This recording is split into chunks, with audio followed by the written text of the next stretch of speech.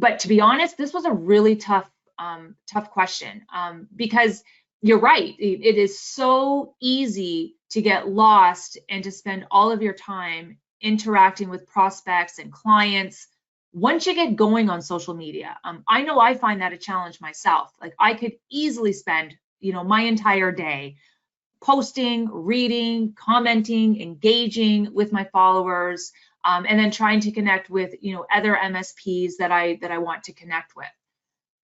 But the way I look at it is, this is kind of a good problem to have. If your social media and your digital marketing is working, then you want prospects and customers who are ready and willing and want to engage with you. And so the trick is, and the art is really trying to find that balance. So some of the tactics that I use to kind of help manage it all, because as a nerd, one of my metrics, my key performance indicators that I'm measured on, is how I'm growing my social. I have to report every month how many LinkedIn connections I have, and how much I've grown my followers, and the same for Twitter. I have to be engaging on Twitter so I can get more followers, and I'm measured on that. So again, because it is something that I'm measured on and it's part of my comp plan, part of me wants to spend all day on social, but I can't, because I have other parts of my job that I have to do as well. And so trying to find that balance for myself so it doesn't take up all of my time. I really do try to devote blocks of time to my social media engagement. I typically block off, maybe 30 to 45 minutes in the morning, and then another 30 minutes in the afternoon before I log off. And I'll go through, my notifications on LinkedIn. I'll go through, what's in my feed, and so I can read as much as I can, review, comment, share, and I try to engage with posts that my connections have done. So because again, you can absolutely get lost if you don't set time limits on it. So that's one thing that I do, is I first thing in the morning, and usually before I end after the day, because usually I'm not really ready to start work first thing in the morning. So I find it's an easy way to ease into my day as I'm drinking my coffee. And then the last 30 minutes of the day, when I, just the creative juices have run dry, I can't possibly write anymore. I find that's a good time to go back into my social and just kind of see what's happened during the day, and kind of get my comments that way. Another tip is, make sure that you're leveraging automation, especially when you're creating your posting calendar. I don't know if part of your time that you're spending that's taking up a lot of your time is you're manually trying to figure out what to post every day. So you're kind of making your posts up on the fly. That could be very time consuming. So, making sure that you're leveraging automation within, if you have a marketing automation platform, we offer it through Market Builder. I know we talk about Market Builder a lot, but a key component of Market Builder, beyond just we give you all sorts of content, is you actually can use it as a marketing automation platform, and create and schedule your posts, so that you're not manually trying to figure out, on the fly every day what you're going to post. So I think that will help.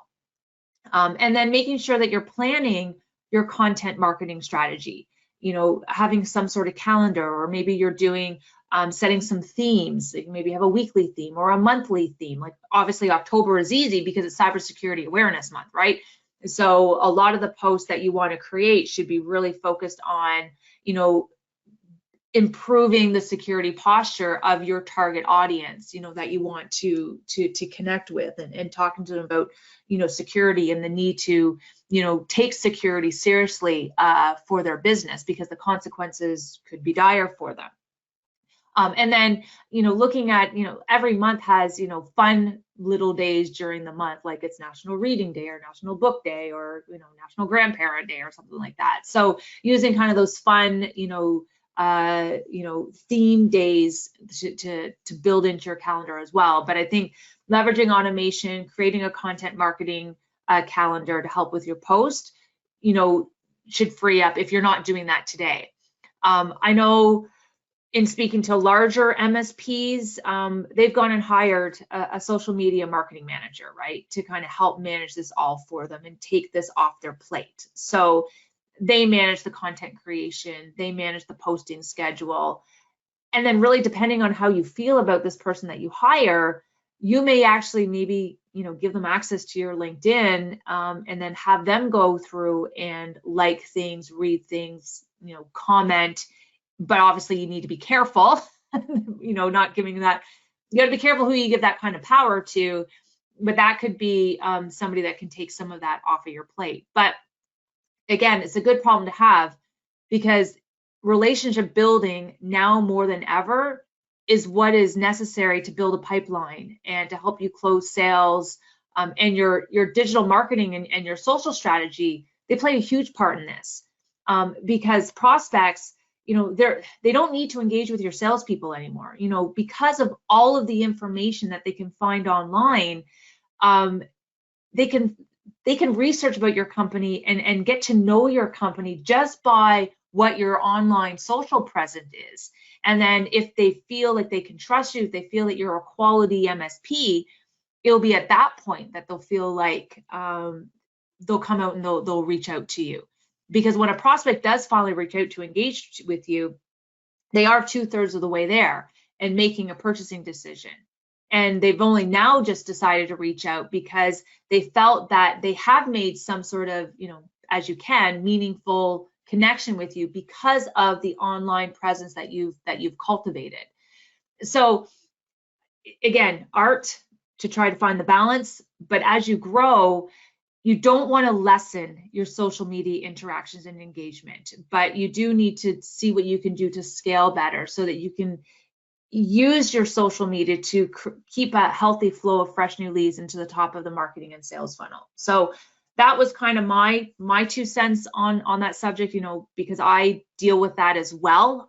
It's part of my metrics, building my LinkedIn followers, building my Twitter followers.